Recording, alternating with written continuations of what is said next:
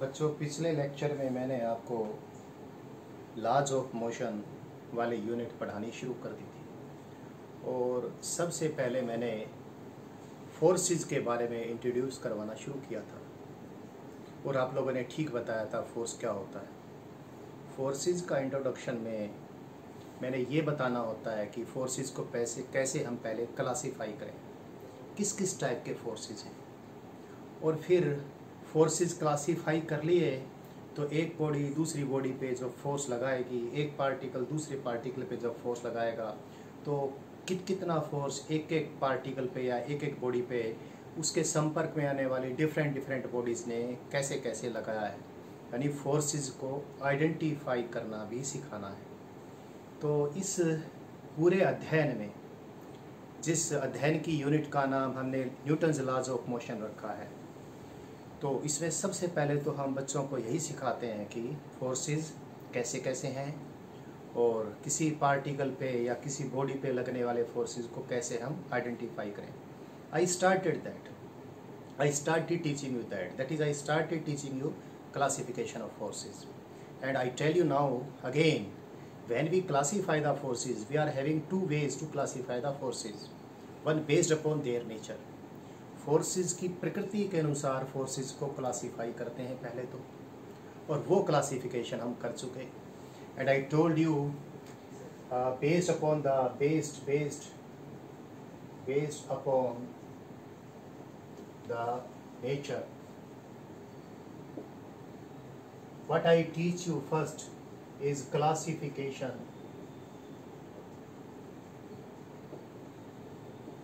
Of forces, and based upon their nature, उनकी प्रकृति के ऊपर आधारित होकर मैंने फोर्सेस को क्लासीफाई किया। And I told you that gravitational force,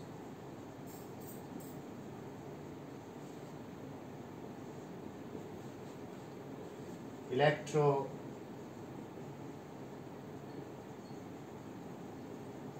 magnetic force and nuclear force.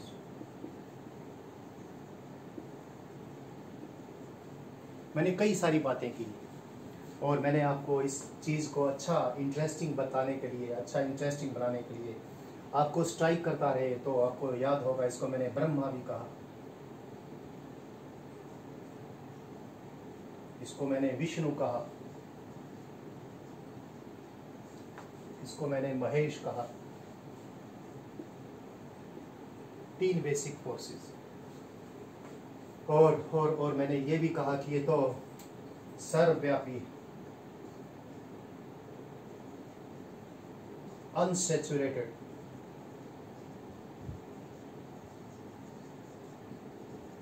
ये भी सर्वव्यापी है, unsaturated, and it is very much limited, very much saturated. इसकी तो रेंज जबरदस्त है, बहुत कम दूरियों पर भी ये लगते हैं ये दोनों फोर्स, और बहुत ज़्यादा दूरियों पर भी लगते हैं। दो पार्टिकल्स के बीच अगर इन दोनों फोर्सेस को देखें तो डिस्टेंस के स्क्वायर के इनवर्सली प्रोपोर्शनल फोर्स होते हैं। And I told you this force is highly saturated, बहुत कम दूरी पर ही लगता है, ये सिर्फ न्यूक्लियस के अंदर ही प्रेजेंट होता है। और बहुत सारी बातें कही थी, वो सारी बातें मैं रिपीट नहीं कर रहा हूँ, बस एक बात वापस से रिपीट करता हूँ कि अगर कोई ऐसी सिचुएशन है जिस सिचुएशन में तीनों फोर्स एग्जिस्ट हो सके, और वो सिचुएशन सिर्फ और सिर्फ कौन सी होगी, जब दो प्रोटॉन्स हो न्यूक्लियस के अंदर हो, तब हम कंपेयर करते हैं। तो रिलेटिव स्ट्रेंथ इनकी ये बैठती है, 1 is to 10⁻36 ये इनकी रिलेटिव स्ट्रेंथ बैठती है। Again I tell you we can put their relative strength in this way only if we are getting a situation where all the three forces are present। तो उस situation में compare करके हमने दो protons के बीच calculate करके देखा, nucleus के अंदर दो प्रोटॉन है तो ग्रेविटेशनल फोर्स कितना होगा, इलेक्ट्रोस्टैटिक कितना होगा, न्यूक्लियर फोर्स कितना होगा, ये सारी बात हो गई थी। अब बच्चों, और मैंने ये भी कहा था बच्चों कि 2 साल का जो हमारा कोर्स है उसमें बहुत सारी चीज़ें, तमाम चीज़ें पढ़ेंगे, लेकिन उन तमाम चीज़ों की जड़ में बेसिकली हमने फोर्सेस को ही तो आइडेंटिफाई करना है। तो फोर्सेस के बारे में I tell you, I repeat, I told you that gravitation की एक पूरी यूनिट मैं 11th क्लास में आपके सिलेबस में करवाऊंगा, और 12th क्लास तो ऑलमोस्ट सारा का सारा इलेक्ट्रोमैग्नेटिज्म ही है। न्यूक्लियर फोर्स की चर्चा भी, only some information about nuclear force, ये भी 12th क्लास में हम आपको बताएंगे। तो फिलहाल जो हमारे पास फोर्सेस के क्लासिफिकेशन की बात है, एक स्टेप आगे बढ़ जाते हैं। Based upon the nature of the forces, forces को क्लासीफाई मैंने कर दिया है, and based upon the way they act, वो किस प्रकार से लगते हैं, उसके हिसाब से भी मैंने फोर्सेस को क्लासीफाई करना है। Classification of forces based upon their manner या मेथड या वे ऑफ एक्शन, वो किस प्रकार से लगते हैं, उसके ऊपर बेस करके भी फोर्सेस को हम क्लासीफाई करते हैं। और ये बहुत ज़्यादा ज़रूरी है, इनफैक्ट यही ज़्यादा ज़रूरी है फ़िलहाल आपके लिए। तो बच्चों ध्यान से इस पूरी प्रक्रिया को देखना, और जैसे ये बात ख़त्म होगी, एक्चुअली ये बात काफ़ी लंबी भी चलेगी, और जैसे ये बात ख़त्म होगी बड़ी स्पीड से हम आगे पढ़ना शुरू कर देंगे। इस बात के साथ ही संलग्न एक बात भी होगी, आइडेंटिफिकेशन ऑफ फोर्सेस, जो इसका ही एक पार्ट होगा। तो डिफरेंट वीडियोस में आपको ये चीज़ें मिलती जाएंगी। एक तो वीडियो तो अभी की मैं प्रिपेयर करके आपको दे रहा हूँ, एक दो वीडियो मैं पिछले साल वाले भी आपको दूंगा। They are very good videos. तो मिल के काम अच्छा हो जाएगा हमारा, कम टाइम में ज़्यादा काम हो जाएगा। लेकिन कम टाइम में ज़्यादा काम का मतलब ये नहीं कोई चीज़ हम छोटी या कोई चीज़ बड़ी कर देंगे, जितने टाइम की कोई चीज़ है उतनी रहेगी, बट आपको पढ़ने के घंटे मेरी वीडियो लेक्चर्स के जरिए ज़्यादा मिल जाएंगे। कुछ पिछली वाली वीडियोस भी आपको दे दूंगा, तो वो आपको दूंगा। मेनली प्रेजेंट लर्निंग ये है, कुछ अच्छी पिछली वीडियोस भी इसके साथ दूंगा। तो based upon the manner of action, बच्चों मैं ये बात बताऊं, based upon the manner of action, किस प्रकार से फोर्सेस एक्ट करते हैं। Number 1, action at a distance.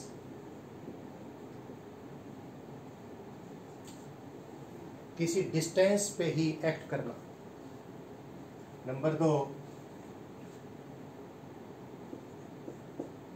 Contact forces.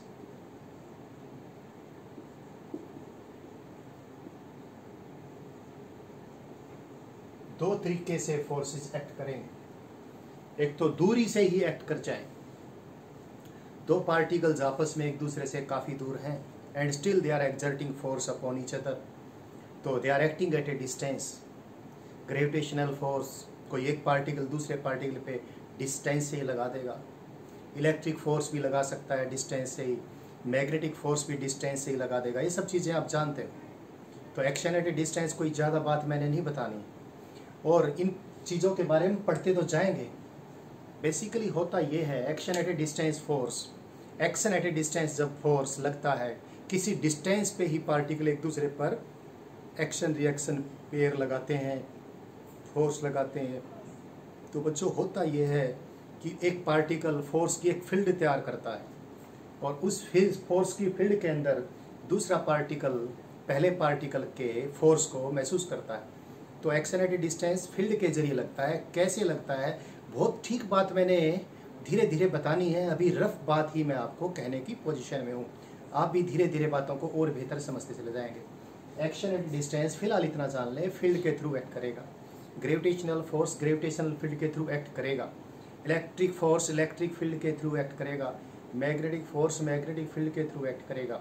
या यूँ भी कह सकते हैं, हमने इन फोर्सेस को समझने के लिए फील्ड कंसेप्ट तैयार कर लिया है। इन फील्ड्स के जरिए ही इन फोर्स का लगना हम बहुत भली प्रकार से समझते हैं। देखते जाएं धीरे धीरे, हम ग्रेविटेशनल फील्ड भी समझेंगे, इलेक्ट्रिक फील्ड भी समझेंगे, मैग्नेटिक फील्ड भी समझेंगे, और इन फील्ड्स के जरिए फोर्स कैसे लगेंगे सब कुछ बताएंगे।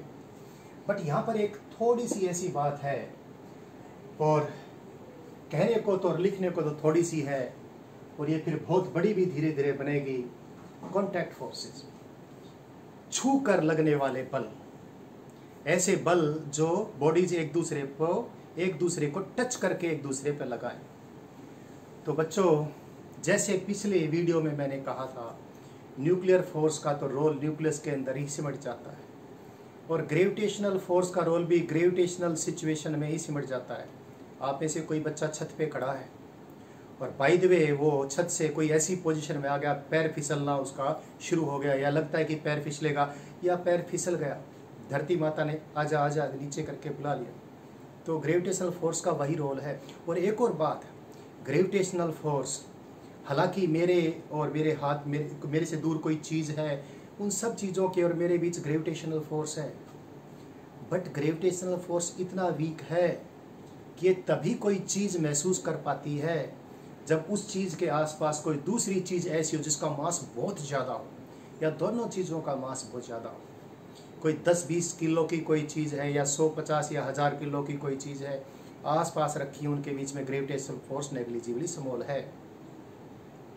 तो आम जिंदगी में जितनी घटनाएं रोज़मर्रा की ज़िंदगी में घटती हैं, किसी ने किसी को थप्पड़ लगा दिया यानी फोर्स लगा दिया, आप बेंच पे बैठे हो, आप बेंच को तोड़ने के लिए हो गए, रस्सी से किसी चीज़ को खींच लिया, आप फ्लोर पे चल रहे हो फ्रिक्शन की सहायता से, ये सारे फोर्सेज, छू के लगने वाले फोर्सेज यानी कॉन्टैक्ट फोर्सेज जो हैं, नेचर के हिसाब से देखें, प्रकृति के हिसाब से देखें, if we see the nature of the contact force then by nature it is electromagnetic force.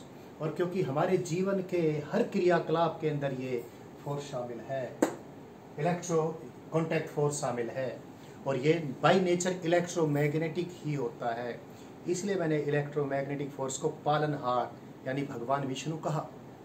अब बात यह है बच्चों, जिसको मैं कॉन्टैक्ट फोर्स कह रहा हूँ, इसको कॉन्टैक्ट फोर्स यानी छू कर लगने वाला बल इसलिए कह रहा हूँ कि आम जिंदगी में हम जब किसी चीज़ को टच करते हैं और एक दूसरे का स्पर्श, एक दूसरे का टच हम फील भी करते हैं, है तो तब भी बॉडीज एक दूसरे से कुछ दूर, लेकिन बॉडीज के एटम्स के बीच दूरी इतनी कम होती है कि हम एक बॉडी का सामीप्य महसूस करना शुरू कर देते हैं, यानी we start feeling the touch of the other body.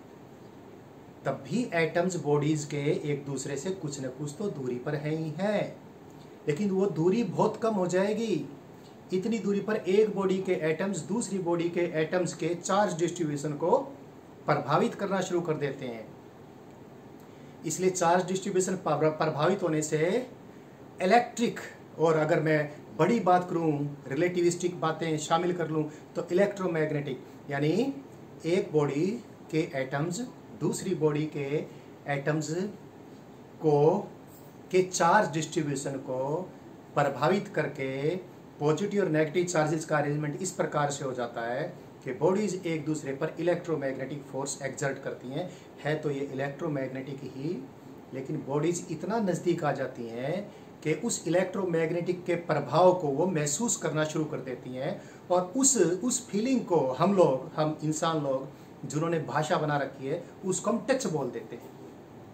तो कॉन्टैक्ट फोर्स का है तो ये भी इलेक्ट्रोमैग्नेटिक फोर्स ही, लेकिन इसकी फीलिंग जिस तरीके से है उस तरीके को हम टच बोलते हैं, तो ये कॉन्टैक्ट फोर्स है। अब कॉन्टैक्ट फोर्स के बारे में ही मैंने ज़्यादा कुछ बताना है। एक्शन एट ए डिस्टेंस में मैंने बता दिया आपको, दूर से ही पार्टिकल्स एक दूसरे पे फोर्स लगाते हैं, बॉडीज एक दूसरे पे फोर्स लगाती हैं। है तो ये भी कौन सा, ग्रेविटेशनल, या बहुत सारा तो इलेक्ट्रोमैग्नेटिक होगा।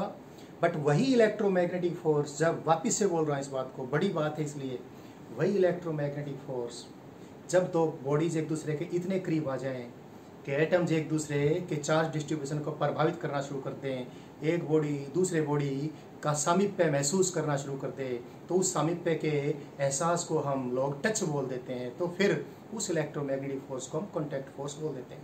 कॉन्टैक्ट फोर्स को ही मैंने बहुत अच्छे से आपको बताने का अभी प्रयास करना है।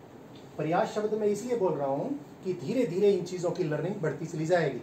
अभी इंट्रोडक्टरी पार्ट ही है, धीरे धीरे इन चीज़ों को ही तो हम बताएंगे। तो कॉन्टैक्ट फोर्स को भी मैं अब मैं ये बोल चुका हूँ, तो मैं कॉन्टैक्ट फोर्स के बारे में ही आपको बताऊंगा तो एक बार बोर्ड को मैं रीराइट करता हूं।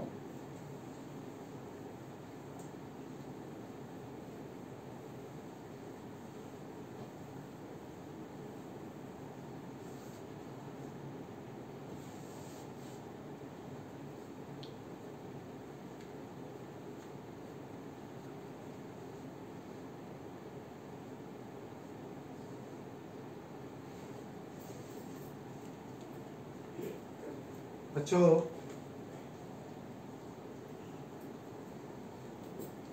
छू कर लगने वाले हो, लिख देता हूं हिंदी में।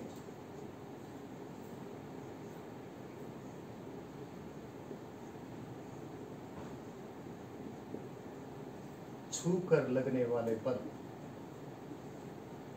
इनको मैं 3 भागों में बांटकर आपको पढ़ाऊंगा। 1, छू कर लगने वाले बलों में पहला म्यूचुअली प्रेसिंग। एक चीज मैं अभी से बताना शुरू करूंगा तो बात आगे बढ़ा पाऊंगा। म्यूचुअली प्रेसिंग और पुशिंग, दबाने वाला।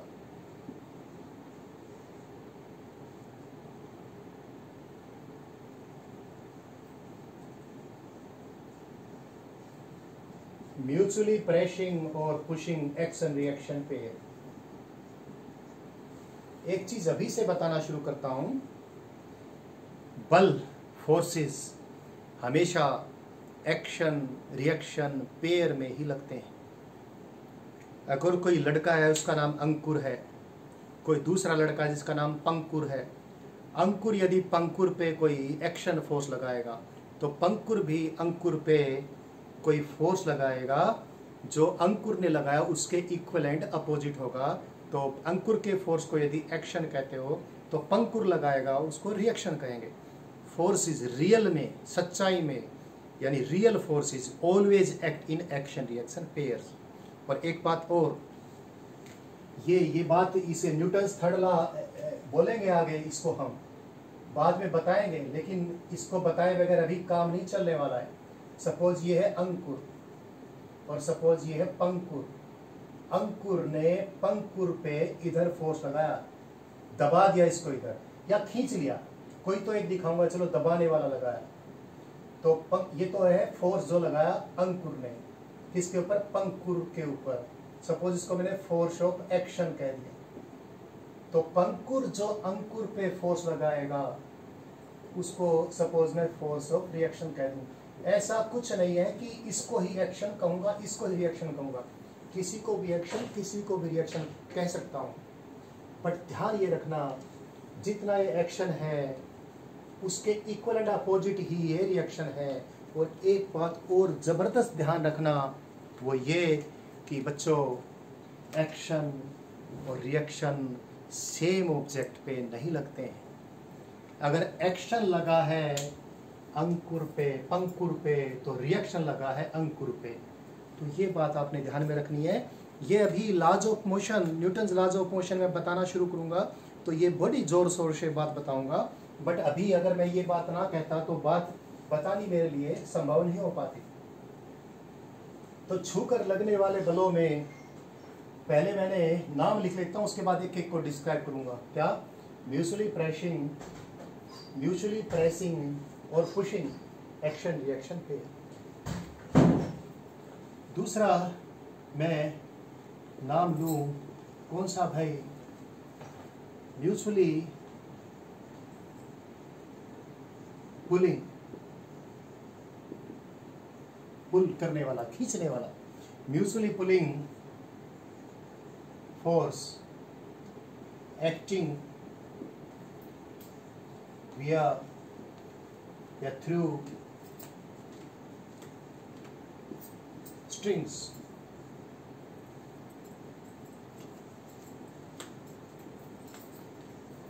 किसी रस्सी के जरिए, किसी स्ट्रिंग के जरिए, किसी तार के जरिए बॉडीज एक दूसरे को खींच सकती हैं। तो ये खींचने वाला फोर्स, बॉडीज एक दूसरे से बंधी हुई है यानी टच तो है, किसके जरिए टच है, लेकिन रस्सी के जरिए। तो रस्सी के जरिए बॉडीज एक दूसरे को खींच रही है, उसको भी मैंने समझाना है। तीसरा, 3 फोर्सेस को यहाँ पर मैं पहले ही बताऊंगा, इतना कि आगे हम अपनी गाड़ी को सरका सकें। जो गाड़ी आगे सरकती जाएगी तो इन्हीं के बारे में और ज़्यादा हम जानते चले जाएंगे। स्प्रिंग फोर्स,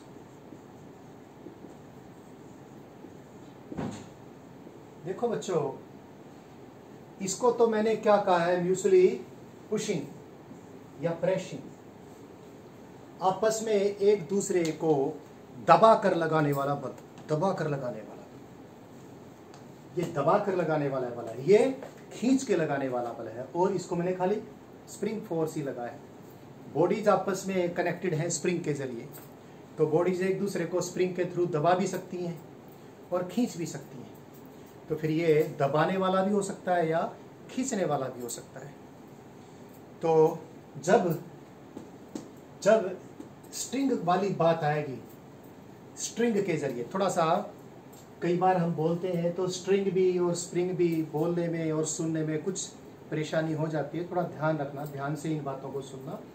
तो मैं स्ट्रिंग की बात कर रहा हूँ और ध्यान से ही समझना।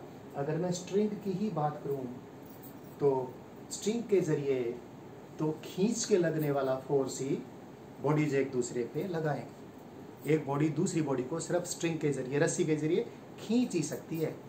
एक बॉडी ये, बीच में रस्सी है, तो बॉडी एक दूसरे को दबाएंगी तो रस्सी ढीली हो जाएगी, फोर्स लगेगा ही नहीं। तो रस्सी के जरिए, क्योंकि खिंचाव का ही बल लगेगा, तो रस्सी के जरिए लगने वाले खिंचाव के बल को कई बार हम टेंशन का फोर्स भी बोल देते हैं। तो इस फोर्स को अक्सर हम टेंशन का फोर्स भी बोल देते हैं। तो मैंने कॉन्टैक्ट फोर्सेस के 3 रूप थोड़ा बताए हैं, अब थोड़ा और ज़्यादा बताएंगे। तो सबसे पहले हम उठा लेते हैं म्यूचुअली प्रेसिंग और पुशिंग एक्शन रिएक्शन पे कॉन्टैक्ट फोर्स का एक इस पार्ट को सबसे पहले डिस्क्राइब करेंगे, फिर इसको और उसके बाद आइडेंटिफिकेशन ऑफ फोर्सेस, ये हम थोड़ा विस्तार से आपको बताने वाले हैं। एक बार मैं टाइम चेक कर लेता हूँ कि कितने टाइम तक हो चुका है। आधे घंटे में कट हो जाता है,